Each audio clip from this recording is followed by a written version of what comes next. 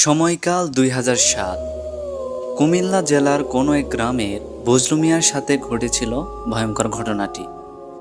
রাত প্রায় ১টা বেজেছিল, আর সেই সময়টা রাত ১টা মানেই গভীর রাত। তারপরও সেদিন বজলু মিয়া ঘুমাতে পারেনি। জানালার বাইরের ঝিঝি পোকার শব্দ এবং মাঝে মাঝে চারপাশ থেকে ভেসে আসছিল অসংখ্য শিয়ালের ডাক।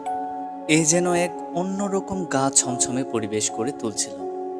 বজলু মিয়া ঘুমানোর জন্য পাশ ওপাশ করতে থাকেন, তারপরও কোনো লাভ হচ্ছিল না। হঠাৎ দূর থেকে এক অদ্ভুত শব্দ কানে এলো তার। কে যেন বলছিল, চোখ দাও, চোখ দাও।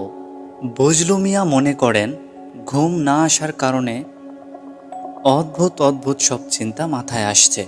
কিন্তু একই শব্দটা এবার ধীরে ধীরে বাড়তে থাকে। বজলু মিয়া এবার একটু হুঁশিয়ারি হলেন।